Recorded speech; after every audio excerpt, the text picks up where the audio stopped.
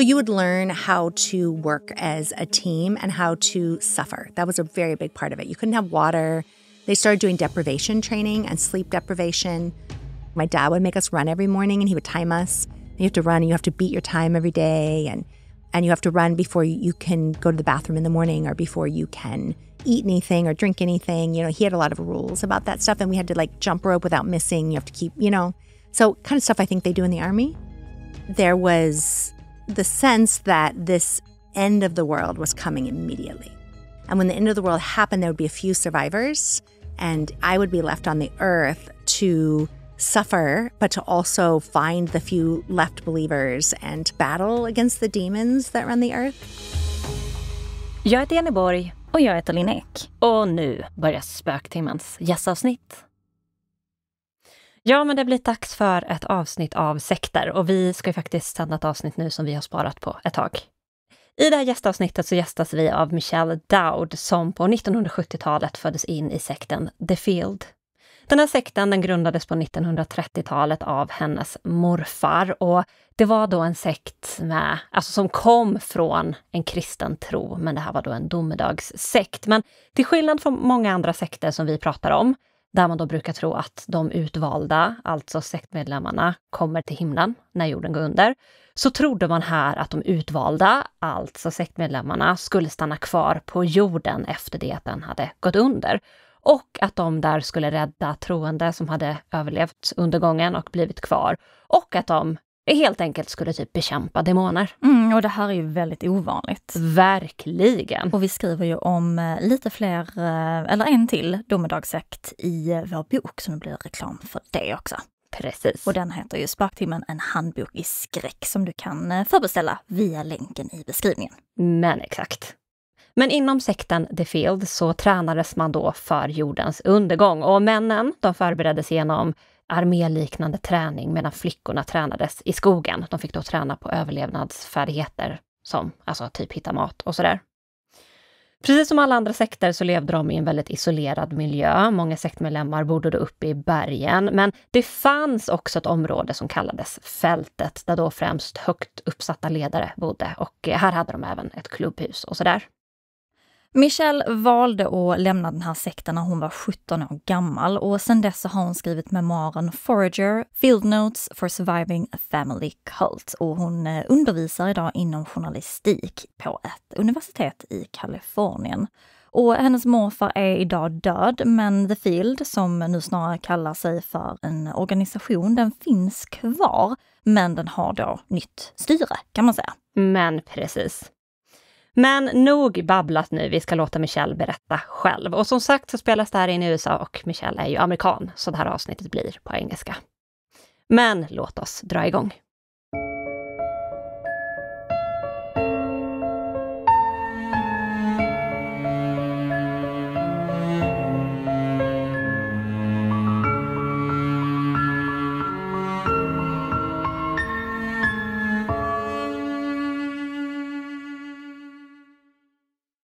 Welcome, Michelle, to Spöktimmen. So nice to have you here. We're super excited to hear your story. So nice to be here, and lovely to meet you too. Yeah, you too. Before we get into your experience, can you please tell us about this cult that you grew up in? When did it start? By who? My grandfather started what he would have called an organization. In 1931 was the earliest that we can find it in newspapers. He started it near Los Angeles, just east of Los Angeles, in a little town called Pasadena, very famous for the Rose Parade, among other things. And he was a young man at the time who had left Oklahoma. He was an orphan, and he came to LA somewhere between the age of 14 and 18. He said he came at 12. He told a lot of stories that were not true. So we had some family members go to Oklahoma and dig up records. He lied about when he was born. He lied about a lot of things. So we're not exactly sure when he arrived, but sometime in the late 20s. And he worked with the Boy Scouts. And do you know about the Boy Scouts? Yeah. They've been around for a long time, right? So he was a troop leader. And this is where I think he learned a lot of the values that he later used. And he felt, I think, from what I understand, that the Boy Scouts was not strict enough and he needed to have more control over the group that he worked with. So he started his own troop. He didn't call it Boy Scouts anymore. He called it Boys Christian League. And back in the day, that was the name of the organization. And he basically ran it as an after-school program and had the boys play some sports. And then he would tell them Bible stories or have them come around him. And then he started taking kids camping. Somewhere in the 1940s, I believe it was 1947, he did a lease on a property in the Angeles National Forest from the government, where he got a property where he could bring the boys to have spiritual, he didn't call them retreats, but like sort of spiritual time away from civilization. And in the 1930s, he met my grandmother, who was a musician. She was a pianist. And he married her, I think, because she could play music and that would add to, what he needed at this organization. But for decades, my grandfather really didn't earn money doing this. Like he just, hung around with a lot of boys and had them follow him around. There were boys of that very first troop who stayed with him until their deaths, even beyond his death. There was brothers who died in their early 90s after he died, who one of them remained celibate his whole life. The other one finally got married after my parents got married, et cetera, like as an older man. And my grandfather just had followers from the very beginning who were deeply, deeply devoted to him. In the late 1930s, he started having children. My mom was born in the 1940s. She was their fourth out of 5 children. And it wasn't until after all that they did add girls to the organization. And it started becoming more and more strict. I think it was in the 1960s where it sort of became someplace you couldn't leave. Before that, I think he was learning all his tactics. But boys he had his followers. My father met him, I believe, in 1949 when my dad was about 12. And he had come with his single mom to California, running away from an abusive man, his father, her husband. And I think that, he went to a public school and he met this man who said, "Here, come follow me." And I think his mom was really grateful that some man took interest in him. And she was working really hard at a factory. She was the only woman. She was a single mom at a time where people didn't really appreciate that. And she wasn't really divorced. She was in hiding and they lived in a chicken coop. And so my father was very drawn to this man who would later become his father-in-law. And my mom used to tell the story of meeting him for the first time when she was 7 and he was 12. And they were together the rest of their life until my mom died. Why only boys in the beginning? I think that there was more freedom and probably still is to some degree, but you can't really take girls out of the house without somebody noticing, I think that there was a lot of freedom, especially for boys in the 30s and 40s, for them to be away from home all day, for them to go away camping. I don't think you could do that with girls. What was the purpose in the beginning for the boys? My grandfather really believed he was the prophet of God. And he believed he was going to live to be 500 years old, and he was leading the army of God. So he was getting together. I think he sort of thought they were disciples, that would follow him forever. He was like the next, I don't know that he thought he was Jesus who came back. I don't think it was that. It was a prophet. And so, kind of like you have Muhammad who continued the story. This is like my grandfather, whose name was Oric. He was God's prophet who would reign in the next millennium. Okay. And by the time I was born, everybody was calling him grandpa at the organization, but he was older. He was my grandpa, but I didn't know that I was biologically related. And how did they train to be in the army of God? They used sports, specifically football, by the time I came around. So they would do tackle football with boys starting at age 5. And they would learn to tackle each other. And then on side training, they would do boxing. Boxing was a big part of it. And then we do a lot of other games like snake in the grass or like rubber band gun wars or just various, like the rubber band gun wars were like super serious all across the mountain where there was all these tactics and, so you would learn how to work as a team and how to suffer. That was a very big part of it. You couldn't have water. They started doing deprivation training and sleep deprivation. My dad would make us run every morning and he would time us. You have to run and you have to beat your time every day. And and you have to run before you can go to the bathroom in the morning or before you can eat anything or drink anything. You know, he had a lot of rules about that stuff, and we had to like jump rope without missing. You have to keep, you know, so kind of stuff I think they do in the army. And so we were trained like that. And what happened if you didn't beat your time? Then he'd make you run again. Okay. Oh, wow. There was the sense that this end of the world was coming immediately, you know, that it was about to happen. And when the end of the world happened, there would be a few survivors.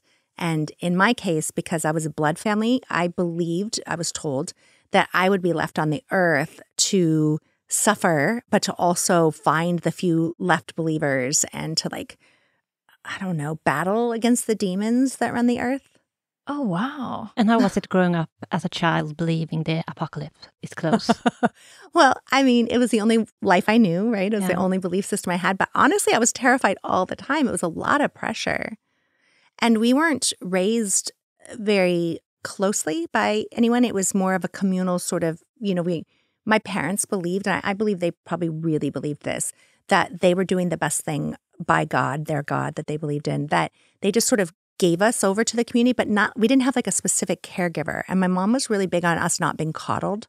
And she didn't want us to have a caregiver who would give us attention. So she didn't have girls babysitting us. She would have random guys at different ages. There were some girls. I met one who used to take care of me when she was, I guess she left at 15. And she came to see me at several of my events. And she started taking care of me when she was 12. She left when she was 15. She got kicked out. And she talked about how she tried to give us love. She really felt that she was doing God's will by taking care of us while our parents were doing the important work. And why should you not get love? I think that they thought it would make you soft. Okay. And why is that bad? Well, if you need to kill demons, you can't feel sorry for anyone, right? Like you have to be tough. Oh, okay. And that's why they were deprived of water and... Yeah, so that you could survive. So after the apocalypse, presumably, there would not be resources. You know, you wouldn't have necessarily, like the sewage system wouldn't be working, or you wouldn't have protected water. So you would need to go find the things that you would need, and you would need to be able to go without so that you didn't succumb to whatever the, you know, city people or whoever was left. It was a little unclear to me. I think that they also said that you don't know what it's going to look like. So there's something now that people call preppers, and they're preparing also for the end of the world, but they prepare by like stockpiling food and water and weapons and, you know, being prepared in that way. Our preparation as survivalists is different. It's learning to have nothing.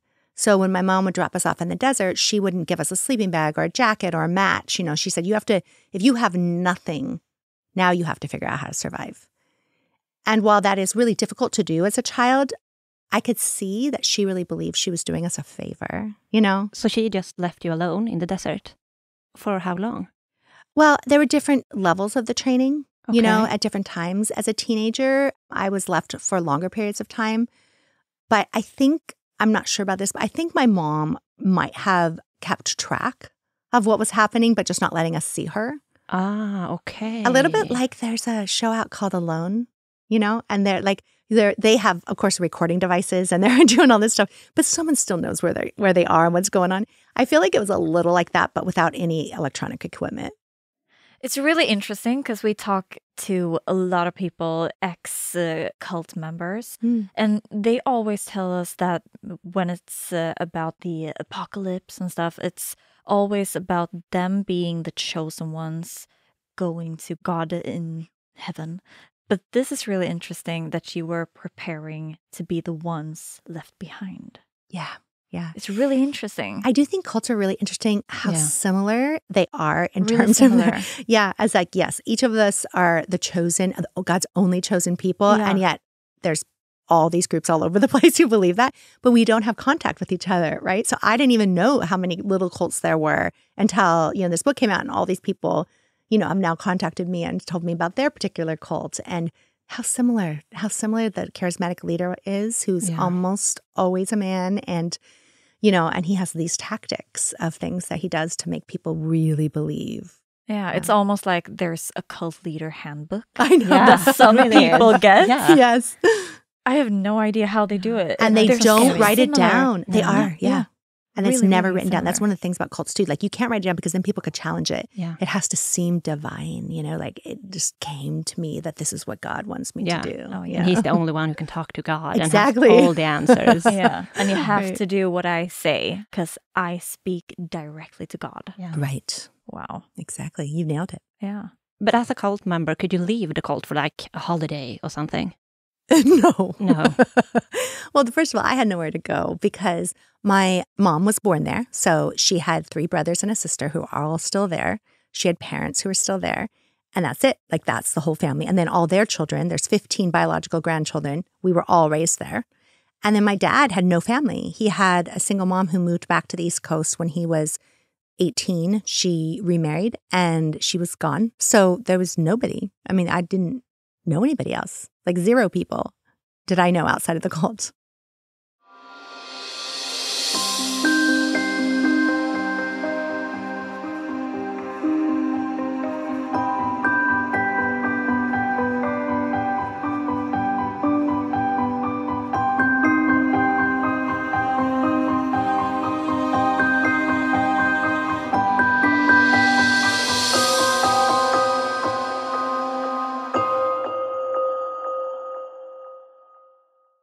And when growing up, how many people were there in the cult? So the way this cult ran was a little bit like a pyramid scheme. So there were a Okay. lot of young people who were brought into the cult. I would say in those days, probably 1,200 who were playing football and there were some girls in. There was about 20% girls and 80% boys when I was a little kid. And we would have these groups, like we'd all play sports and do things. And so probably at least 1,000, maybe a little bit more. But the inside circle was about 100. And that I think has remained fairly consistent, is that there's about 100 people who devote their whole lives to this. And they bring in the other people and you go to these things called club meetings. So you go and you have these meetings and you have this training. And then each child gets a little bit older, there's more and more restrictions put on them. And only the ones whose, honestly, families will allow them to be gone for further like lengths of time, stuff like that. Then by the time, at least when I was young, by the time you were 14, you had to commit to not going to any other school, to like just going full time and being fully present. And so again, you had to have a family who would allow that. And so most of the kids fell away by then.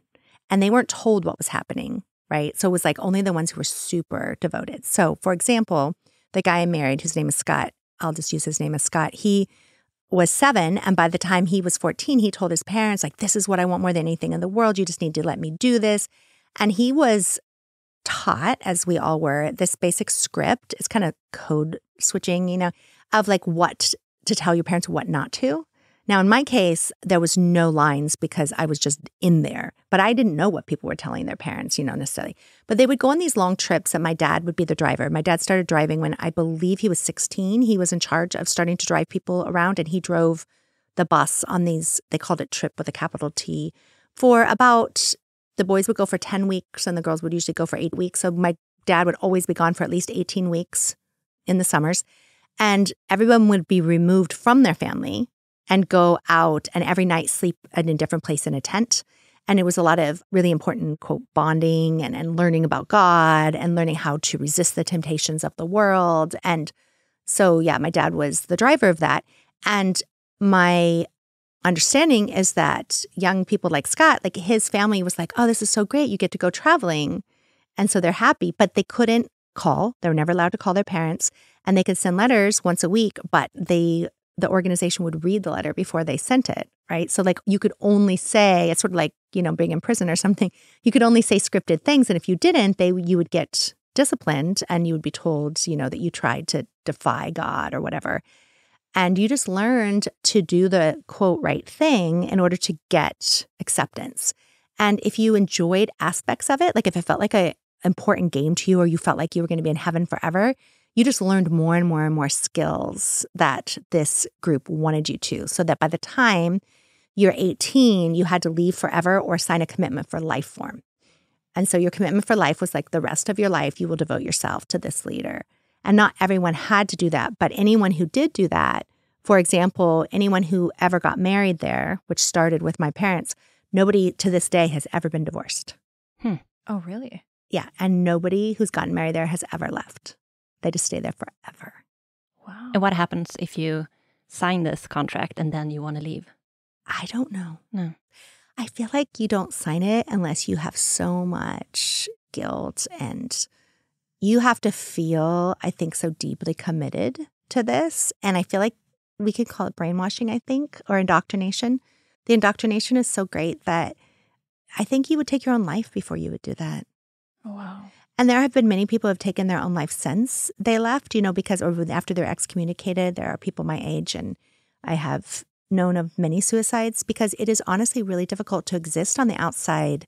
It's easier to stay because if you stay, then you have the same community and you have people who you understand. It's very homogenous. Now, it is a little bit racially diverse, ethnically diverse, but it's not ideologically diverse. Like everybody is believing the same things who stay there. And when you get to the outside world, right, there's just so many more complications. Yeah. And why do you think people followed your grandfather? I was born there, so I never really got seduced into the terminology of it all. But my understanding in the early decades is that my grandfather was just really charismatic. He was, in my opinion, probably bipolar, and he had a lot of energy, and he just would look at you and tell you the most wonderful thing. And then if you didn't do what he wanted, he would banish you immediately and nobody could speak to you. And he was still doing that when I was a kid too. Like, you're just out. And when my grandfather, like once there were girls in there, like if a girl ever talked to a boy or did anything, she was a Jezebel and she'd be immediately removed. Women were there to marry the men, not to flirt with them, not to, right. So if you were going to have children born in the organization, you eventually needed to have marriages. But the very first time that my grandfather let any of his boys get married was in 1966 when he let one of his top boys, my father, marry his daughter. And that was the very first time that they opened it up to children who could be babies, for example. And did you have like a house up in the mountain? So we did. At the beginning, we stayed in what's called a mess hall. And the mess hall was there from, I think, the 1930s, maybe the 1940s. And so it was already there by the time we moved up there in the late 1970s. And we lived in one room with an outhouse down the hill and no shower. Well, there was a shower. There was an infirmary that had some of those things. And then a house was built later. And so we did eventually, have a house. And how many were you living there? Just our nuclear family at the beginning. My parents, and they had 4 children. And then there was always at least 1 or 2 men living with us who were young men in their 20s who were there to be like the field hand kind of, to help with the physical parts of living on the land. Also, they were members of the field. This is the organization, we called it the field. And the people at the field, like if they struggled in some way, they could send them up to the mountain to get more proper training. And so there would be a man who would live with us who would need this kind of training. No women ever lived with us. It was always men. So usually just 2. One time there was 3, but mostly like 2 men at a time. So then there would be like 8 of us up there. Oh, wow. So small. Yeah, super small. Oh, yeah. Did the members come to you? Yes. They would come up to the mountain. So once you are on the mountain, then there was no communication with the outside world. So there was one telephone that was something called a party line that was connected to like the mountain, to the other camps that were on the mountain, which I didn't see. But it wasn't a private phone. It was a public phone. And so that would be for like emergency. But nobody would be allowed to touch it, of course. And so, kids were just removed from their families so they could go up there. And, it's kind of like, parents would send them like you would to summer camp. I don't know if they have summer camp in Sweden, but like, do we do. Yeah, okay, yeah. Right. I mean, summer camp's a fun thing. I sent my kids to summer camp. Yeah. And it was like that. So they would go to summer camp, but then they would get religious training. And a lot of times when they were really young, it wouldn't be extreme. Like when Scott went to his first one, I think he was 8, and he said he wanted a children's aspirin, and they laughed at him because I don't remember if he had a headache or what he had. And they were like, what is wrong with you? Grow up, be a man or whatever. And so he started learning that at home he was coddled, but if he was going to be part of this, he needed to be strong. And so there was a part of him that felt ashamed of his weakness, but then a part of him that wanted to grow into this really strong man. And so that to him, that's just one of his, kind of iconic stories of the first time he realized that his mom was babying him and that he needed to not tell her what was really happening up there. Yeah. You said that people came from the field to the mountains. Yes. What's the field? So the field was the name of the organization, and it was there really was a literal field, but the field was what we called the people of God were the field. But the physical space was a dump that had been cleaned out. So my father was a teenager at the time, and he and various other boys physically removed the trash and stuff from the dump. And then they used cinder blocks to build like a club room and an office for my grandfather, who it was like on stilts kind of. And it had those two-way mirrors where he could see out, but you couldn't see in. And they built that in the 1950s. So long before my parents got married or before I was born. And so that physical space was called the field, but it was also then what we called the whole organization. And then the mountain was they often called it camp, where people would go to get away from, because the field was still part of civilization. I mean, the field itself wasn't part of civilization, but it was very close to a suburban community. But did people live in the field? So the leaders lived on the bank of the field. Okay. Yeah. And did you have one camp in the mountains? Yes, just one. Oh. Just one. And we were the only ones there. And then people would come up and we would, hike up to chapel, and we'd have campfire, and we'd have like bow and arrow and BB gun and just different kinds of those kinds of, I think fairly typical camp, crafts, making leather belts and yeah.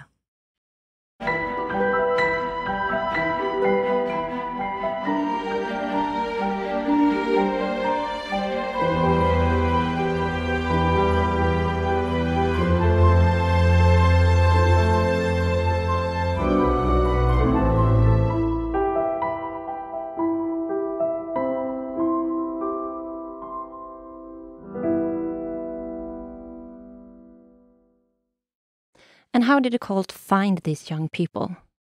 So in Southern California, there's a lot of humans. It's a very, populated area, right? And so they ran an after-school program, and that's how they would get them. They would have these kids come like a sports, youth sports organization. And the truth is they were very, very good at sports, and they did teach kids how to play football, for example, is the one that they're most popular. And they have gone on. My dad was the first coach who won a CIF championship, which is kind of big in the States. But they were very, very good at training kids very, very young to follow rules and to play and to unify as a team or whatever. So by the time the ones that stayed when they were 14 to 18, even though the school they ran was not really a school, but they wouldn't you couldn't go to outside school. So like they had you full time. You could practice football all day, you could do whatever. So they would find just normal kids in the community. But at the time, I think in the 60s and the 70s and in the 80s too, there were a lot of families who, some people would call broken families, but families who had no father. There was a lot of single moms. And especially with boys, I think they really wanted their boys to learn how to be a man. And this place at least did, whether you value it or not, they taught very masculine skills. Like they really taught you to be tough. They taught you to what they considered clean living, that there was no drinking or smoking or swearing. There was no tattoos. There was no body art, things that they thought were defiling the temple of God. And the skills, were they very masculine? Yes. Yes, a lot of masculinity. Okay. A cult of masculinity, I think. Yeah. So my mom was really the exception here because she was raised with all boys. She had 3 older brothers. She was raised in a male organization. She, I think, did not like women. She taught her daughters. So she had 3 daughters before she had a son. And she taught us to never cry for any reason ever. And my father would sometimes hit us or do whatever it did until we stopped crying. I mean, at very, very young ages, just to make sure that we couldn't cry. And I know that even when I left there, I couldn't cry for years. Like that had completely been beat out of me, that kind of sentiment. My mom also didn't believe in complaining about anything she didn't believe in or ornamenting yourself to be pretty. She didn't think that was good. And so my grandfather, unusual, I think, for a cult, he had all the women's hair cut short. Okay. So so the men and women had short hair, and he didn't want the girls to tempt the boys. And they could have babies, once he decided that marriages could happen, which wasn't until the late 60s. Before that, they went 35, 40 years without any children, So anybody who wanted that had to leave.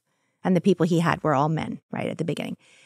beginning. It's a lot of decades of beginning. So I think that they really just felt that femininity was something that was dangerous. What do you think about that?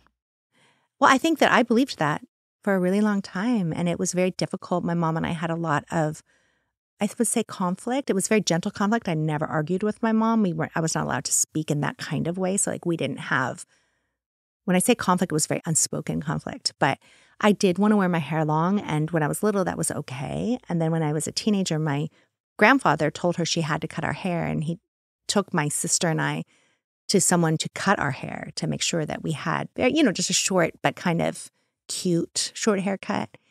And I told the woman I didn't want her to touch my hair, and she didn't because I told her not to, right? And my mom was very upset, but I think that there was also this level to which my mom, I don't know for sure, my mom passed away in 2022.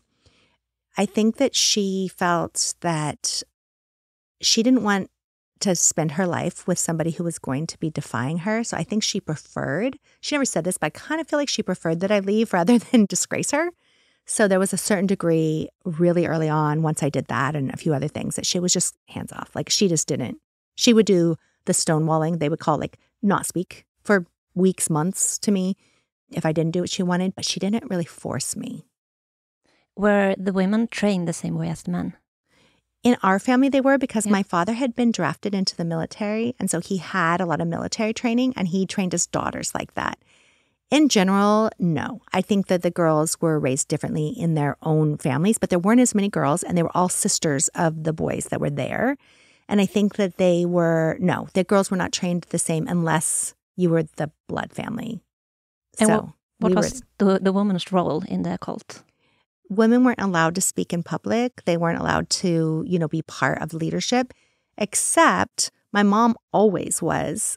But no one ever spoke about why she was the exception. But my mom always had a voice there. Obviously, she was the founder's daughter, so she had access. My mom was super intelligent. She was able to figure out how to get away with things that other people couldn't get away with. Can you tell us more about your upbringing? What did a day look like for you being, let's say, 8 or 10? So I don't want to go deeply into this right now, but I did get hospitalized when I was 10. And so things shifted for me after that. So before I was 10, I would say there was no such thing as a typical day. And I feel like I have a really difficult time to this day with routine. I don't really understand routine. I think it's useful for a cult not to have routine, right? I'll give you an example. If we were on a trip, for example, there would be very specific routines in the morning. You would be woken up to the sound of a whistle, and then you would go running first thing in the morning. So that happened to us on the mountain, and it would also happen on the trip. So that is something that was routine. And so you would go do some physical exercise that was really, really, really hard, and pretty much was always running. There could be additional exercise like jump rooming, but that was after the run. So a run was the first thing you do when you get up. And then you would go and you would be allowed to wash your face and, use the bathroom or whatever. You may or may not get a shower depending on the situation. And then you would, if there was vehicles or whatever, you would clean the vehicles. There was always a cleaning activity early in the morning before breakfast. And then breakfast was communal. So on the trip, there was this concession kind of truck that you would eat out of. And the mountain, you'd be in the mess hall, you'd cook together. And one person would cook, but then you would eat together. And then we would start doing some sort of other training activity, which was so diverse, it depended. On the mountain, there was a World War II Jeep that they had gotten from Army surplus. And the World War II Jeep could kind of go over rocks or do whatever. So we'd collect rocks for an irrigation system, for example, or we would saw logs for firewood, some sort of physical thing like that. And then there would be a team training time if there were people around. You would do drills. So my father believed that one of the big things he learned in the Army that was so important was that you should never ask questions. So you might, for example, move a bunch of rocks from one location to another, and then the person in charge says, oh, now you have to move them back, and you're not allowed to say why. So you might spend 4 hours moving heavy rocks and then move them right back to where they came from to learn that you're not allowed to ask questions. And then there might be training we would train for a sport. And so you would do jumping jacks, or you would start doing or scrimmage drills where you like run up and back, like further and, all that kind of thing. So you would do those kinds of things as a group and you compete against each other. The boys would do boxing. The girls were not trained in boxing, but the boys were. And it was very, very important that you learn to be tough and you can handle when somebody hits you. And if you fall down, you get back up, like all that kind of stuff. And then we did do later, there was a sort of, so it really depended on not just the year, but like the season. So there would be a one-room schoolhouse at the field once. So I went to regular school from 5 to 7 years old. And so I went to public school. And my sister we all went for the same duration. We all got pulled out in the same year. And then we never went back. So, and then after, like my brother, for example, because he's a little bit younger, never went to school because we were, once we were pulled out, nobody ever went again. And so then there would be some schooling, like there would be somebody who would come and do something non-traditional, like they would tell you a story and then they would ask you to tell the story back or, that kind of, training like that. And then we'd have private devotions where you'd read the Bible. And then there would be like a public meeting every single day where there would be a message. And then we wore these neckerchiefs to show how good you were. So like if you were a really bad person, you wouldn't get a neckerchief. And if you were just okay, you'd get green. And then if you started to show that you were compliant, you would get red. And then if you were even better, you'd get blue. And then there was this theory, somebody got it sometime or something, but there was this unattainable gold neckerchief that I never saw anybody get. But like, there was something that you could be getting that you still weren't good enough, you couldn't get. And you would wear it all day so that people could identify what kind of person you were. And how did you become good or better? By not questioning. So I never got higher than a red my whole life. My older sister would get these blue neckerchiefs and I never got one. But you couldn't ask questions. Like they were really against questioning. And if you were told to do something, if you did it quickly, if you did it respectfully, if you did it with good cheer, like you weren't allowed to be upset. You couldn't talk back. You couldn't, so like you just had to show that you were willing to do everything the way. So I have a sister who is exactly a year older than me. And she just did all the things. Like, she just did. She always did what they wanted her to do. And I always felt like a horrible person because I'd have so many questions. Why are we doing, and I learned not to say them out loud, but I think it was always clear that so then they would give you this little thing and the thing they would say about me is you're so negative or you're too sensitive or, and so that's why you wouldn't get the higher. And so they would always give you a reason, but there were things like that. Those are the big ones I got. You're too sensitive. You're not obeying. And what do you think about that? Well, I think it's an effective method of training. If you want people to do what you say, publicly humiliate them. And yeah, I think I would have left if I was an average kid there that like had come of their own volition. But because I couldn't leave, I think that generally the only people who stayed are people who really wanted the system. They wanted to have someone tell them what to do. And it served them. And I will say there is something that I'm sure you've heard from other cult members. There's something very comforting about it. And even in a situation where I didn't ever fully, I think, quite understand it, I still will say to this day that level of community, that level of like true, people really, you knew that you could rely on the people around you to be there every single day, and the fact that you're sleeping right next to each other on the ground on a tent every single night and you're eating every single meal together and you're doing everything in unison, you really feel like you're never alone and you're never alone with your thoughts. You never really have to think about anything. I feel like I hit existential crisis, the kind of thing that most people experience, when they're younger. Like it took me a long time to all of a sudden say like, oh, wow, what's life for? The kind of thing that other people would ask themselves. I think if you're in regular, or I don't know if there's anything regular, but if you have more freedom, you would ask yourself sooner. You mentioned that you had a lot of questions that you never asked. What kind of questions did you have in your mind? Well, I think one of the things, there were two probably categories. One, I was very curious about my mom. I have said in some of my writing that I feel like she was the unattainable love of my life. Like I felt like I was always trying to get her attention and I couldn't get it. But I was also very curious about her. So sometimes I would follow her around or do things. A lot of times when she couldn't see, like I learned to eavesdrop, hide behind doors or whatever. I used to hide underneath a desk when my mom would be working at the desk and she didn't know I was down there on the ground. And so I'd listen to her. And the questions I would have is like, why was she saying something? Because I believe she was good. I truly believe that. And she was doing what her father wanted, right? So like she was obedient. And I could not understand how she could say things and then do something else. So that was the huge portion of my questions. And then the other thing was the Bible. I was reading the Bible and I started reading it more deeply than we were required to. And I read the whole book, or the 66 books, cover to cover when I was 8. And I looked and I started secretly marking in the Bible because it seemed that there were things that were contradictions. And there are contradictions because they're all written by different people and they're written in different time periods. But I didn't know that. I just, was told that this is the word of God. And I was like, why is this, and then this? And I couldn't figure out how they could all be together at the same time. There's no continuity. And the Bible has so many different tones. It has different voices. And we were reading the King James Bible. So it's like this English, kind of like Shakespearean English of that era, right? So actually, by the time I got to college, Shakespeare made sense to me because I had been raised with that language. And that sort of way of talking around things. But could you ask about the Bible? No, because they would tell you the parts of the Bible to believe in. And I think, honestly, people do this all the time. You don't have to be in a cult for this to be true. Someone's always choosing a part of the Bible and then telling you what it means. Yeah. And this is what God says. And then you possibly, if you looked at it on your own, 30 pages later, it would say something completely different. But you're not supposed to do that. You're supposed to listen to the part that they're highlighting.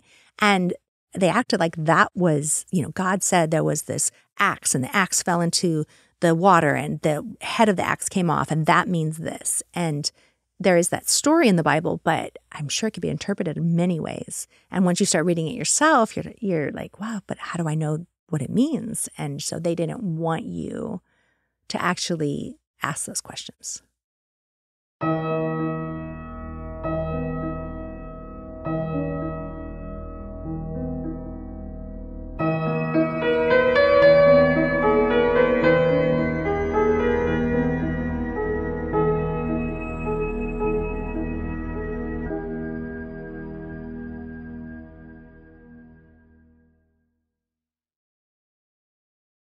You said that your mom could say something, then do the opposite. Do you have an example for that? Sure. I have lots of examples. But I think that the primary category was she would repeat what her father told her about how a woman, like a child, should be seen and not heard. And then I would follow my mom and she would go down to the ranger station where there was rangers, people who were government people. And she would talk to outsiders and she wasn't allowed to talk to outsiders. And then she would teach the outsiders about the plants and the animals in this community. And she would learn too, I think. But she would have these conversations. And I don't think she was doing anything what they would consider sinful inside our organization. She wasn't flirting with these people or eating with them or doing anything that would be like a deep sin. Eating with another person is considered a sin where we come from. And so, but she would do ideas and she would learn the scientific names. She was learning what kind of plants you could eat and she was telling them what she had found out. And I know she worked with an indigenous person who knew a lot. And she told us we were never allowed to talk to outsiders. And then she would go and do that. But she never took us there. We were told that that was forbidden. Why do you think she did that? I think that her father was very powerful in her small world, right? He had the only power, and he always told her what to do. But I think because she was a girl and she was the fourth child, no one noticed when she did something else. And I think she found a lot of joy in learning and she found importance in knowing things that other people didn't know. And so I think she just developed that when she was really young. And then because she could never sin by her. So one of the things that the organization believed, the field believed, is that you would have salvation and you would have this moment of salvation where God would speak to you and forgive you of your sins once. And then once you were forgiven, you could sin no more. And so they used this one line of Jesus's, go out and sin no more. And they believed that was literal and that you would never sin again. So my mom believed that since she was 10 years old, she had never committed a sin.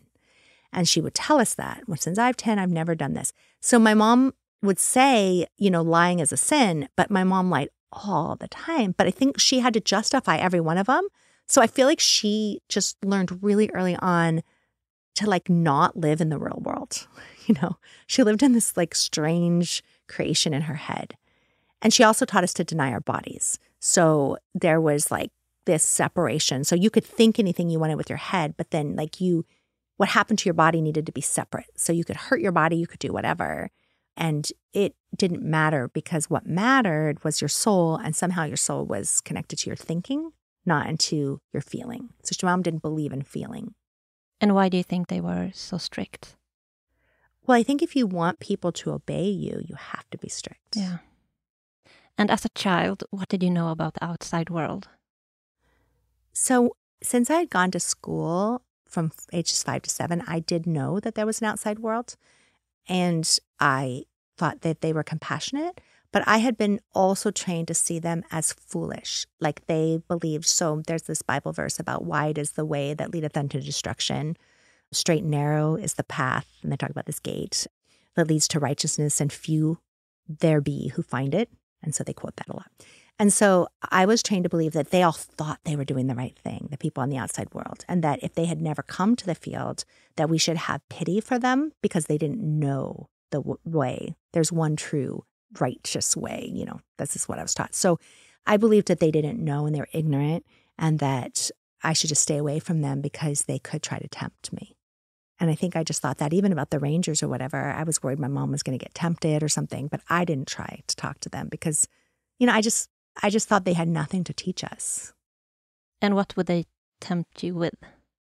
Food, or because I was hungry all the time, or entertainment. So they would call everything worldly. Like maybe they want you to watch television, or maybe they want you to listen to their music or laugh. Like we were very against laughter. There was no laughter in our household at all. You could not laugh about anything. And so just a very serious. And so they were frivolous out there. Like they might tempt you with pleasure, anything that fits under pleasure. And what would happen if you did all of that? Oh, you would go to hell for sure. Okay. Yeah. If you did any of that, you would go to hell.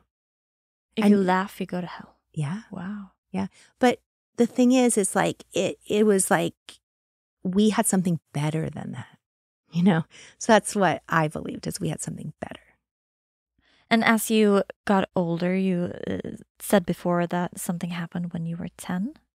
Yeah, so I got this disease called idiopathic thrombocytopenia purpura. It's an autoimmune disease. So your body's attacking itself. It's not genetic, and nobody knows where it comes from. So I had blood platelets that were so low. Short version is my body was in overdrive, and it would be putting out basically defenses or covering my cells with antibodies. And so my spleen and other organs were cleaning out the blood by removing the antibodies that were covering the platelets. So it was destroying the platelets. And so that means that I couldn't clot blood. So if I had like a scratch, it would just keep bleeding and keep bleeding.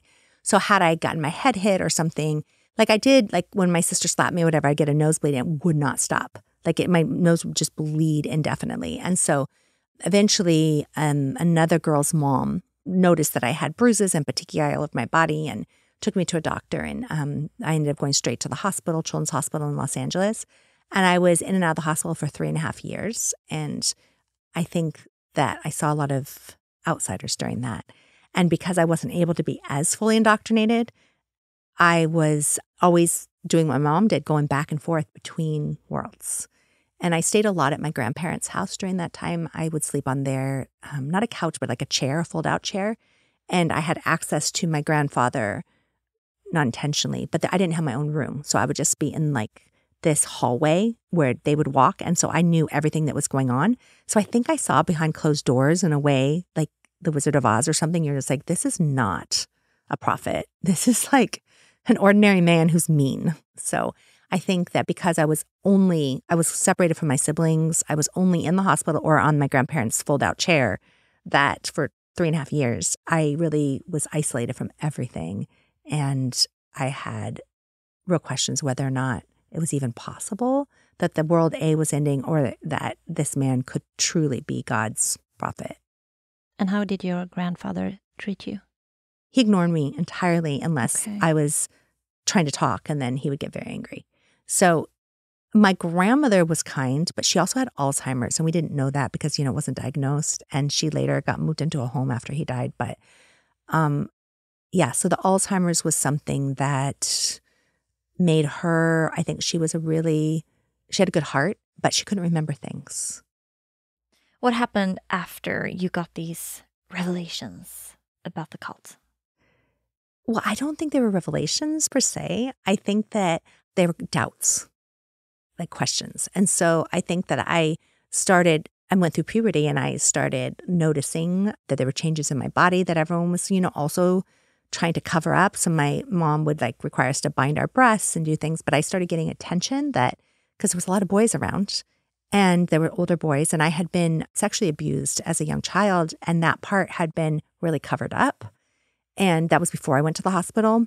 So when I got out of the hospital, because I'd been separated for so long, I think the consequences of sexual abuse are much greater because you could get pregnant. And so once I had, gone through puberty, I think that the older men I'm not saying I was never assaulted again, but I was not raped at that point because I think they were worried about babies.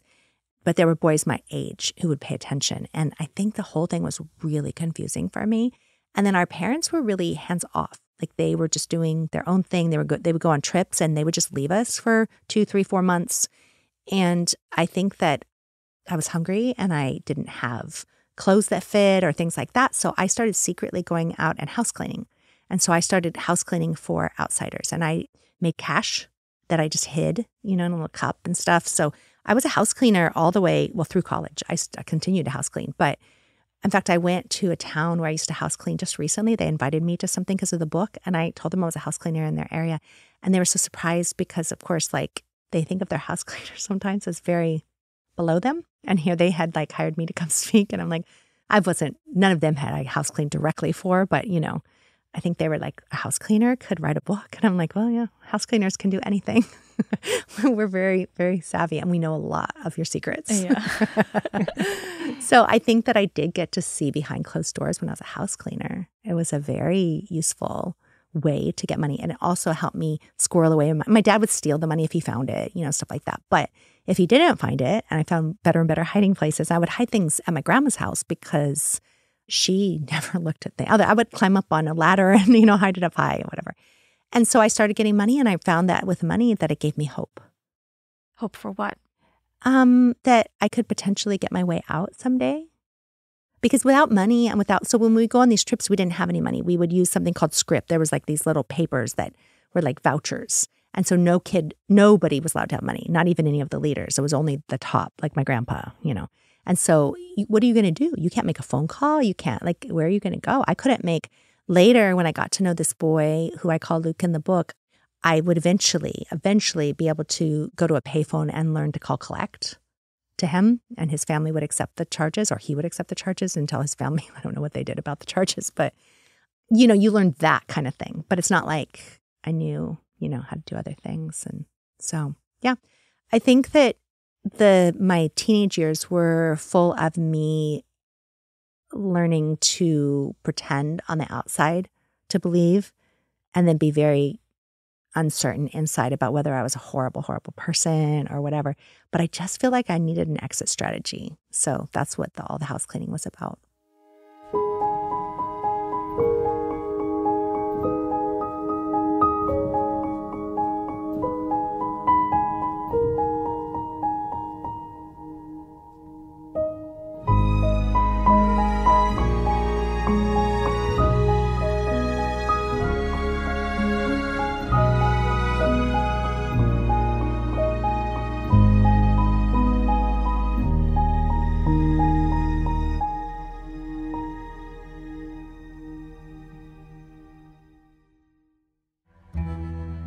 Valentina trodde att pojkar som var födda efter 1981 var roten till all ondska.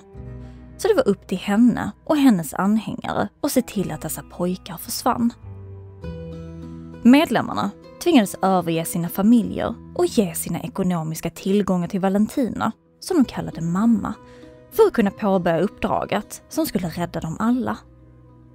Bland trädens skydd i Amazonas regnskog, i närheten av staden Altamira i norra Brasilien, använde sektens följare mörk magi och utförde fruktansvärda ockulta ritualer där offren torterades, lemlästades och mördades. Det var ett litet utdrag från vår bok Spöktimmen, en handbok i skräck. Och nu blir det då reklam för vår bok. För om du som vi inte får nog av sekter så har ju vi ett kapitel i den här boken som heter just sekter. Där vi skriver om flera olika sådana. Så vill du läsa om sekter, kidnappningar, seriemördare, expeditioner och det övernaturliga så förbeställ vår bok, vilket du kan göra via länken i beskrivningen. Men nu så fortsätter avsnittet. Can you tell us more about your teenage years and then you leaving at 17? So once I got out of the hospital and once I was relatively healthy and did not have a reoccurrence of anything, I'd had a surgery, I had my spleen removed, and I was 13 when I went back up to the mountain. And I would say my teenage years were full of still a lot of indoctrination. There was a lot of training, etc. I played team sports, which was interesting. But I think that there was a sense of being alone in the world, like especially my sisters and I, they tried to separate us. We stayed a lot with other families because we didn't have anywhere to go. You know, we didn't drive, And so I think that my teenage years were full of believing that God was going to smite me dead at any moment for questioning, and then doing two things simultaneously, kind of like my mom, going out and trying to figure out how to get money so I could figure out how to take care of myself because I didn't know what was going to happen next, and then also trying to conform to the standards that were placed on me. And doing those two things simultaneously was very exhausting. And then there was a boy who gave me a lot of attention, and we started seeing each other secretly, but we didn't even do anything physically. It was just sort of like just the talking was, but I mean, he used to borrow his mom's car and I would ride around in the trunk because I wasn't, things like that were really, I think, really rebellious for where I was, but we weren't even talking about it. So like we were both embedded in the coal and pretending this wasn't happening. And it was almost a 2-hour drive up to the mountain from the field. And he would borrow his mom's car and drive up to the mountain to hike around with me in the middle of the night, stuff like that. So, and we were used to sleep deprivation. So, and as a teenager, you can get away without sleeping for the most part. So I was doing that kind of thing, but then I wasn't crossing the lines of like, we didn't go out to eat. We didn't go to the movie theaters, or we didn't do those kind of things. We just like hung out on a mountain and talked. So, but that was so evil also, like I knew that I would be going to hell for doing that. So I think I was just constantly, I was suicidal, I was anorexic, I was bulimic. I mean, I went through all the different phases of self-abuse because I didn't know how to live with the tension of feeling like I was such a bad person. I ultimately left primarily because I was excommunicated, and that also had to do with a boy, which I really feel like is just so cliche. But so the boy I'd been involved with, he was 18 at that point. He was trying to make decisions what to do with his life. He felt he needed to separate himself from me so I wouldn't go to hell. He was trying to make good decisions, for good with the air quotes. He was trying to do the right thing. So we stopped talking. And then I ran into another boy who was also 18, who was not at the organization, who had gone to college. And so I ran into him by accident and ended up accepting an invitation to go to a movie, which was against the rules. And because I went to the movie and actually went out to eat as well, everybody at the organization stopped talking to me completely and shunned me. And that's a technical term, right? So, and then I went back up to the mountain and I just was really alone. At that point, I wasn't allowed to play on any teams. I wasn't allowed to talk to anybody. My own family wouldn't talk to me. My sister wouldn't talk to me. And after like having nobody acknowledge your existence, I was a little feral. I was just sort of walking around barefoot without combing my hair for months. And then I also, because I had these relationships with house cleaners and stuff, I was able to get an application to college. Not able to get, I was given one. And I applied and I was given a scholarship. And so that gave me a ticket out. How were you able to go to college without going to school? So I went to a college in Claremont. It's called Pitzer College, and it's part of this consortium. And they very much privilege alternative ways of learning. And they were sort of self-identify as a hippie school that started in the 1960s. And they really, I think, at the beginning didn't have grades. And they had to make some changes in order to get accredited. So they did have grades when I was there. I went in the late 80s. And so I didn't apply there. I applied to a different school, and the school sent my application there. So they accepted me without me applying there. And I think they were happy to have somebody unusual, come to their school because I think they were proud of that kind of thing. And they did test me, and I did take the SATs, and so oddly, at the time, I don't know, I tested out of all the writing stuff. I didn't even have to take any English. I just had learned from doing. What made you feel like you wanted to leave? Well, I don't know if I knew I wanted to leave. I just thought, well, first of all, I did believe mostly. I believed that the world was about to end. And what occurred to me is that, like, if the world's about to end, wouldn't it be nice to have money? Like, it would be really nice to have some resources. Like, how are you going to get? I couldn't drive. I was like, I didn't have money to get a bike or anything. So I had to borrow a girl who I knew who had a bike. And then, in fact, I talked to her recently, and she's like, I don't even remember you. She's like, but she had other things. Like, she had more than one bike, so she didn't care. But I mean, she knew I borrowed it, but like she had forgotten all about it because it didn't matter to her, but it mattered to me. I was like, thank you so much. You just like saved my life. And she's like, what? Like, whatever. But I think that it was more just survival, right? Like, I had learned how to survive in the mountains, but then when you're down at the field or you're in the real world, it's like that kind of survival skill does nothing. Like, who cares if you can survive without water? Like, that's not going to get you anywhere. I was like, it's money. That's what makes a difference. So I don't know that I knew I was going to leave. I just felt like it was crazy making because my grandfather died and they were still trying to obey all his rules, and they were playing these recordings of him. And I just felt like this is untenable. I just felt like this isn't sustainable. Like, we can't keep doing this. Like, there's no money, there's nothing. And I just felt like it really didn't feel like it was in my head. I just felt like it was this desperation. Could you talk to anyone about this? No, absolutely not. I couldn't even talk to myself hardly. I used to just start writing things down because I couldn't talk to anybody. And how was it leaving the cult? It was extremely painful. I think that later in life, some of my women friends will say things like, oh, you must have felt so triumphant. Like, they have this picture, you like walk out, and I don't know, like, I was like, what movie are you watching? Because it's never like that. You feel so alone in the world. I felt so alone in the world. Let's put it in my own words. I was alone. I felt unable to connect with other people. I did not understand the world. It took me a full decade, but I had children really young. So I started recreating something that I had lost. But the thing is, I didn't want to belong to a cult. I didn't want to raise my kids like that. But when I had babies, I would create these index cards and then later used Post-it notes. And I would write down values I wanted them to have, like resiliency or agency or curiosity. I mean, I did a bunch of research in the public library about like what kind of activities would teach them that particular skill. And while I was still pregnant, I would like put these things all around. And then when I didn't know what to do because I had no models, I would look at my index cards and be like, okay, I want my kid to laugh. Okay, what do I do? Laughter was like joy or like humor. So I think I had 20 values. And I studied Japanese, like the way that they raise their kids. And so, for example, in many Japanese cultures, they don't say no before age 5.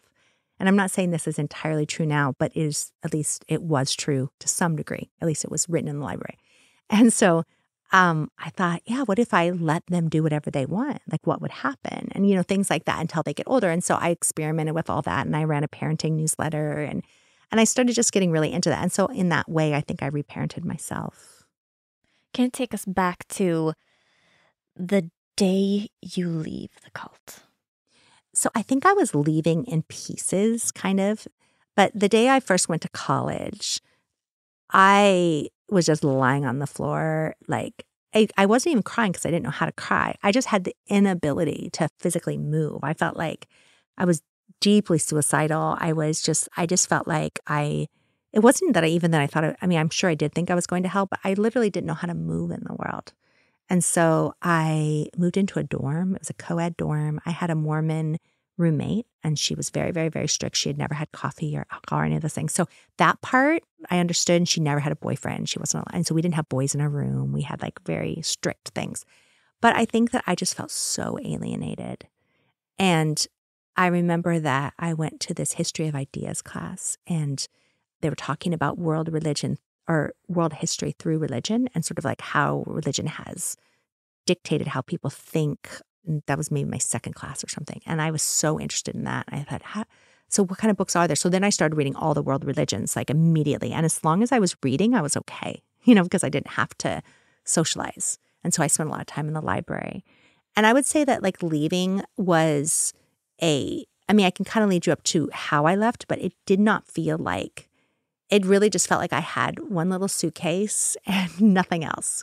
And I just felt like, and I was just looking for places I could house clean near college, which really wasn't that easy to find. And because even other financial aid, I remember going to a financial aid meeting and I had a scholarship, but they said, well, it's okay if you have family members give you money, just don't tell us and you can still have this aid. And I was like, who are these people? Where are they getting this money? Like, I didn't understand how I had no other family members. Like, there was 0 people that I could ask about where to get anything.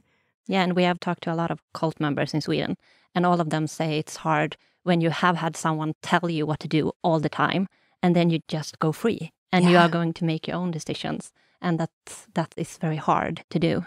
Yeah, you haven't been taught to do that, and you haven't learned the consequences. You know how we all make mistakes? Yeah. Well, like when you make mistakes, you learn from them, right? You're like, oh, I think maybe I shouldn't do that. And you don't have that experience when somebody's told you what to do your whole life. You just don't know what it feels like to learn. No. Yeah, and also socially, I can imagine that it looks completely different on the outside. Yeah, I struggled socially very much when I left.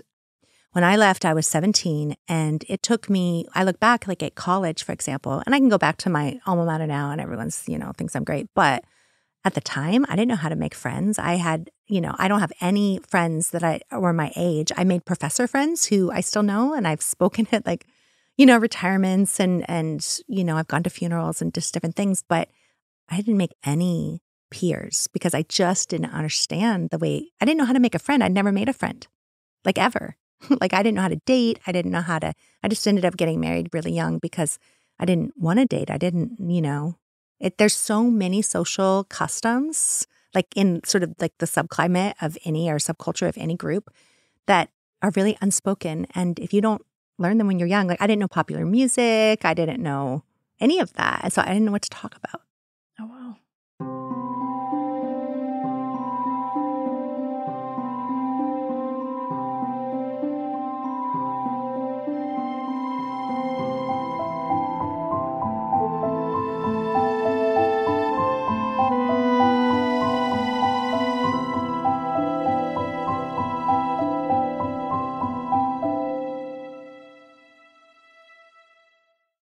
Did you ever go back to the cult?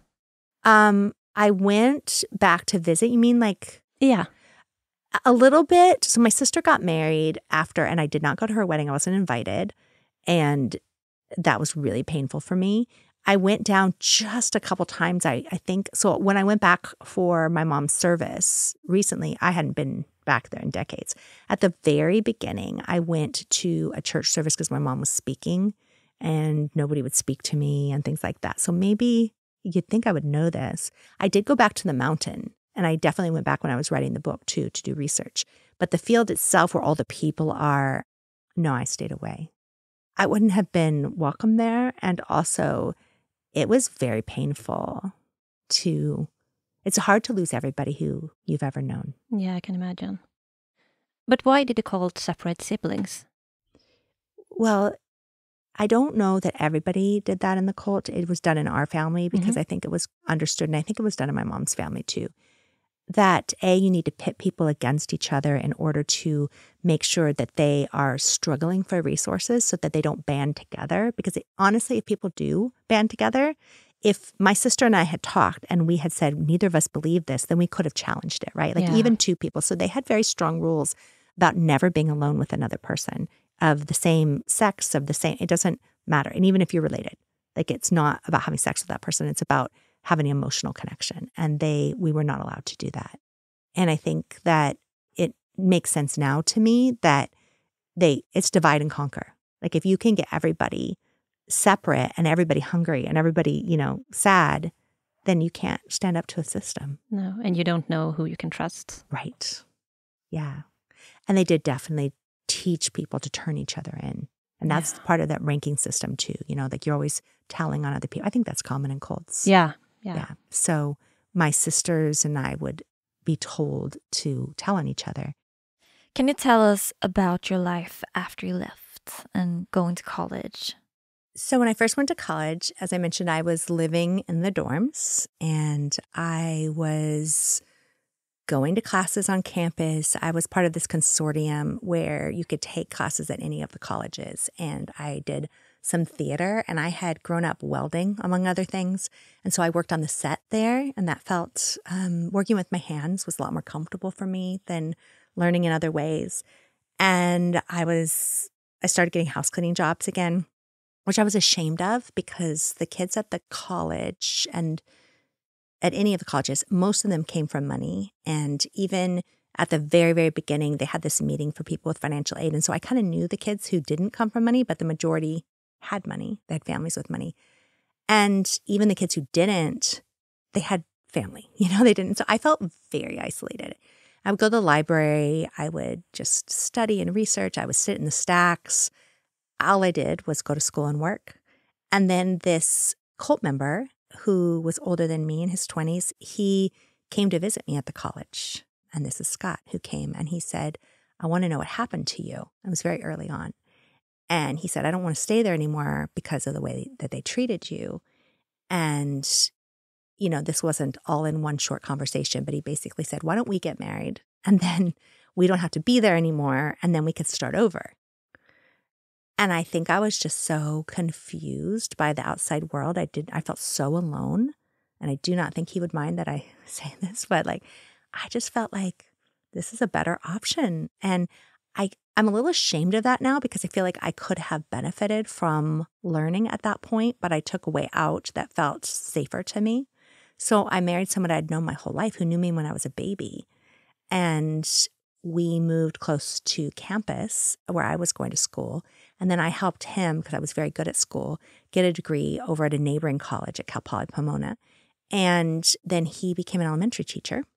And we had babies. We had twins, and then we had other babies. And right when I graduated from college, we moved to University of Colorado Boulder, where I started teaching college right away. I was 21.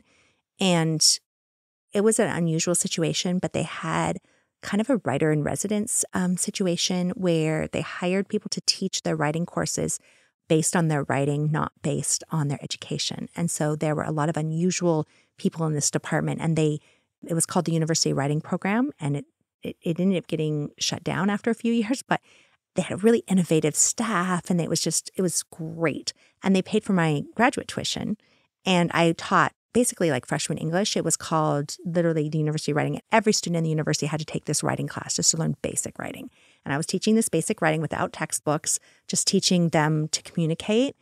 And again, I was 21, but my tuition was paid for. I had babies while I was there. I did all that. And it gave me a chance to really study. And I worked in another department called Communication Disorders and Speech Science, and I processed their graduate applications.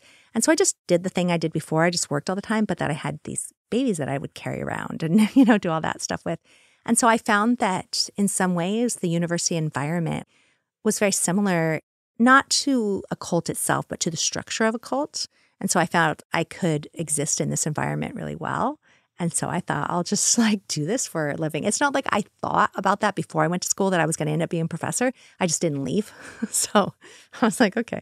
So my husband lost his job at the time, and he moved back to California a little bit before me, but I had the kids all with me, and it was really difficult to manage with no family and no support. And so I hadn't finished my PhD yet, but I came back to California where he was, and we got a house in Pomona, and I tried again to build my life back up. And I think that at that point I tried to meet other moms, et cetera, but basically what always saved me was going back to books and reading. And so I started, teaching. I got a tenure track position, and I think I just started making a life out of talking about words and helping at least working in a community college means that there's a lot of people who didn't have traditional education, or maybe they dropped out, or they struggled with addictions or things. And I started teaching in prisons, and I really understood the population that didn't have a traditional upbringing. And so it's been a saving grace for me to be able to work with people who maybe are having difficulty getting with the system. They're smart, of course, but they don't understand the system because they weren't raised in it. So I think everything I've done has led me to the place where I can do that, and that sort of the system, I guess, gives me a little bit of space to do that. And how do you feel about leaving the cult today? I feel like there's no way I wouldn't have. But I will say that when I went back down there, I mean, I was really grateful I was gone. But seeing all the people that I had been raised by and with, and my actual peers who were raised like sister, my little sister, but also the other girls that I was raised as sisters, who are now, of course, women, I felt that they all still had each other. And there still was this little bit of like nostalgia for they exchange cookies and they do, and they all look the same, like they all dress the same and they do things that I would never, ever want to go back to. But I do feel that there's a loneliness to having to live on the outside.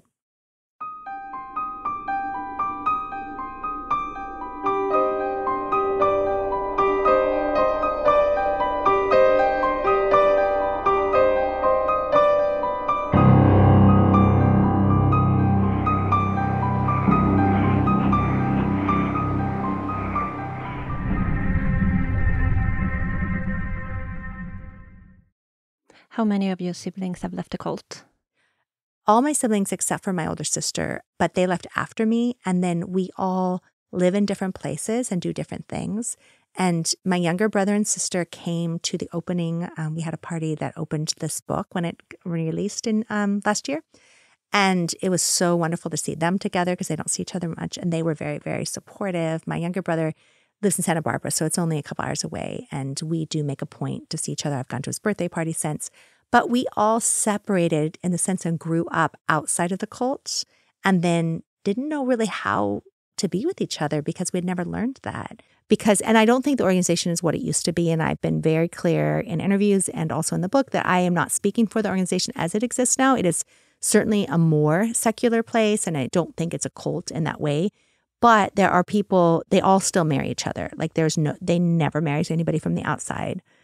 They all are the same people that were there when I was there. So my mom's service was there, her funeral, and it's all the same people that I grew up with are still there. So, and who is the leader now?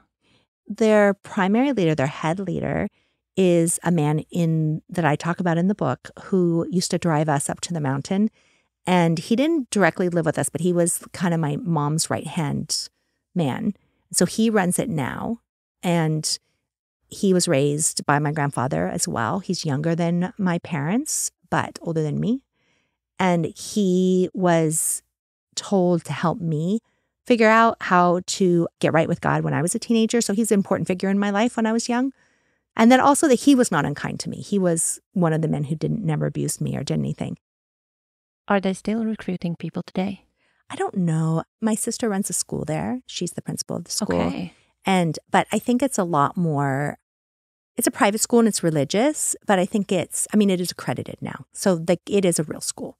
And she did very well during COVID because people didn't have any places, to go. And she was able to run something and keep it running during COVID for a lot of ways. She's very smart. And so, yeah, she runs that and she's very good at it. We don't talk very often, but if there's something, a family thing that comes up or a health issue or something, we'll text if there's something important. She was very angry at me about the book, I think, but the way the family works is you don't talk about things. So, yeah. Why do you think that it's not a cult anymore? I'm not saying it's not. I'm saying that it's bigger. And they have money now. And they have had some lawsuits, including a sexual abuse case and stuff that made them change. So my sister is married. She's been married forever to a man who also we all grew up together. And he works, he's not a lawyer, but he does computer systems at a law firm. So he's allowed to work outside for money. They have 2 children, my niece and nephew. And so they're allowed to work for money. So you can't really have as strong of a culture if you allow people to work on the outside. And then also, you have to stay at their school when you're young, but you're allowed to go to college. So her 2 kids have gone to college.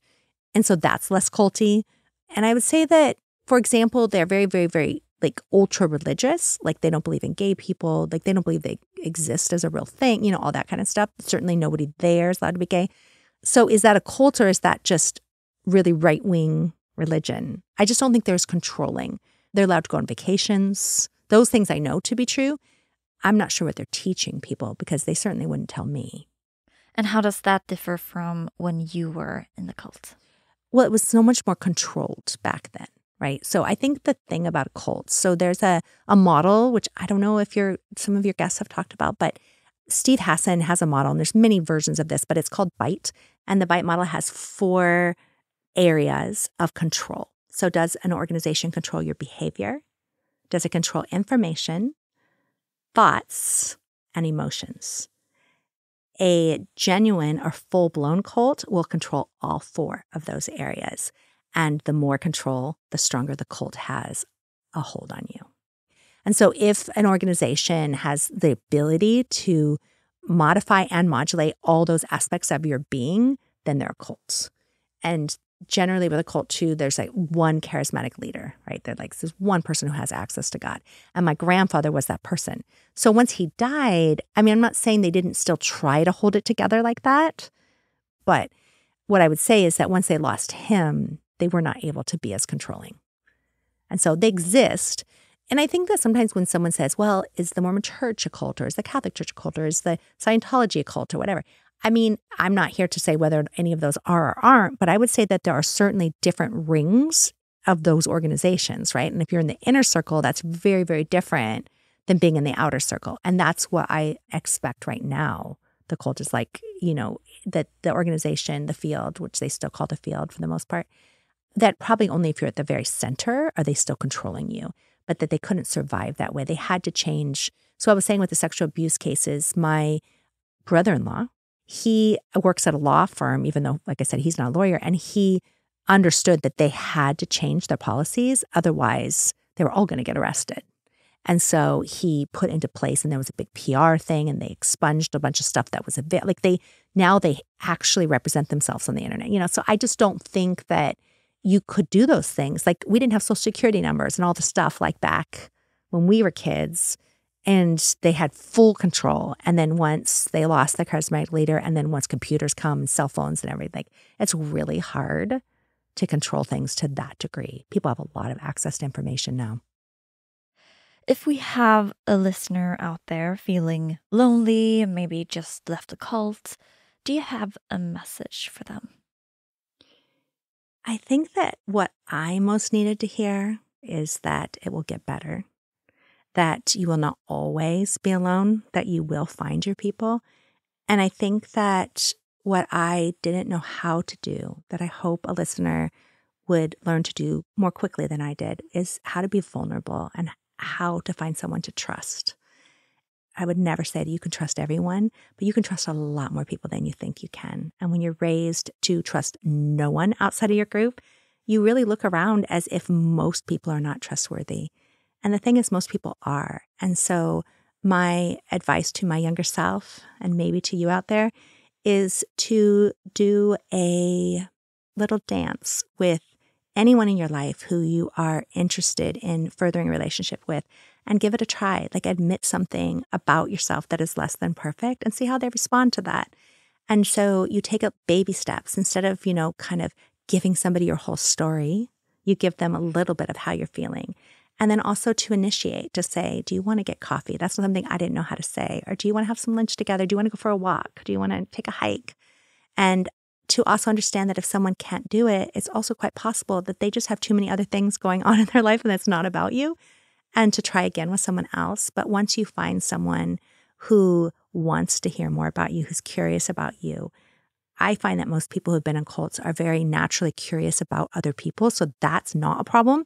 You're going to be asking all the questions, but to also learn to answer questions and to learn to give people a little bit more of yourself in bits and pieces, but to not hold everything so tight to your chest, because you'll always feel alone if you are not willing and able to share who you really are. Wow, so good advice. Yeah.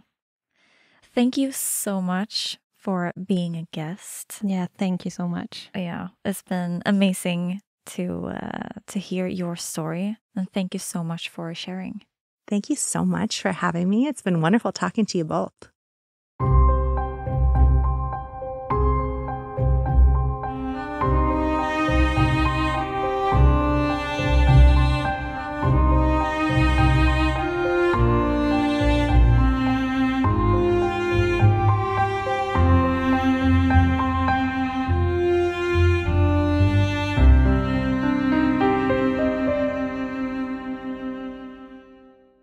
Jag tycker den här sekten är så intressant. Just det här, alltså med tanke på att medlemmarna skulle vara kvar på jorden när jorden hade gått under. Det är väldigt annorlunda sätt att se på det. Ja, vi har inte pratat om någon annan sekt som varit på det sättet. Nej, precis. För ofta är det ju, jorden kommer brinna, alla kommer dö, men vi kommer bli räddade. För vi kommer liksom stiga upp typ. Men det var därför de blev tränade så himla hårt, för att de skulle bekämpa då demonerna. Usch, alltså växa upp så. Man måste leva i konstant skräck. Ja, verkligen. Men vill du som sagt läsa mer om lite olika sekter, vad det finns för olika, det är svårt att kategorisera helt, men vi har försökt lite i vår bok Spöktimmen, en handbok i skräck.